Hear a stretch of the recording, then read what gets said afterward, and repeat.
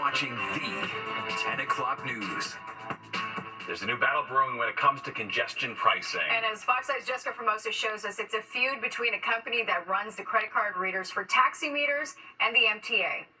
This is just ridiculous. Like, we need adults in this playground. The New York Taxi Workers Alliance once again fed up with congestion pricing.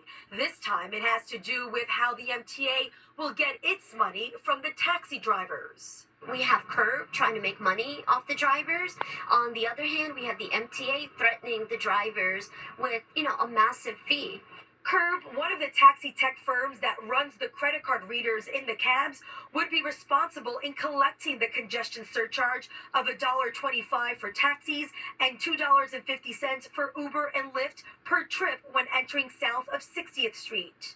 All the credit card revenue that the driver earns for the day goes through these vendors, and the vendors then deduct the taxes from that revenue and pay it over to the MTA. The problem, however, Curb wants to charge the MTA a service fee in order to add that per trip toll, but the MTA is not having it. If it has to pay a fee, then the drivers won't be included in the reduced toll, instead be subject to paying the full $15 a day out of their own pocket. I don't think that's called for because there are a lot of taxes and fees that are already collected through these meters, and it's been done before, so there's no reason this should be different.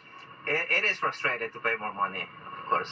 Fox 5 reached out to Curb. The CEO says they're committed to an on-time implementation of congestion pricing tolls. However, quote, there is a significant cost associated with the technology, manpower, and infrastructure needed to collect and reconcile the mandated congestion toll zone fees on behalf of the MTA. Therefore, it is reasonable for these costs to be acknowledged and for Curb to be compensated for these efforts. The MTA and Curb, these vendors need to figure it out. They shouldn't be squeezing the drivers in the middle. In Long Island City, I'm Jessica Formoso, Fox 5 News.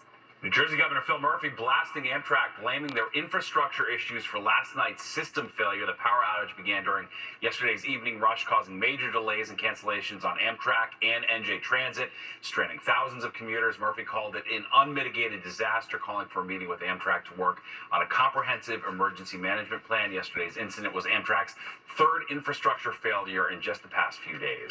The leaders of Northwestern, UCLA, and Rutgers in the hot seat on Capitol Hill facing questions about how they've handled allegations of anti-Semitism on college campuses. Previous hearings focused on private Ivy League colleges, but a House committee is now expanding its inquiry to include large public universities. House Republicans criticized the presidents of Northwestern and Rutgers for negotiating with pro-Palestinian protesters to end the encampments, but both leaders defended their decision to not use police force.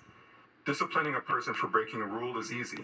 It is much harder to build the trust to question and to understand across difference. The battle against anti-Semitism, against bigotry in all of its forms, must be waged with education. UCLA's chancellor admitted that he should have been prepared to immediately remove the encampment once violence broke out between protesters and counter-protesters. Well, many of us are going to start our Memorial Day getaway tomorrow. Yeah, but will the weather cooperate? Nick's forecast is up next.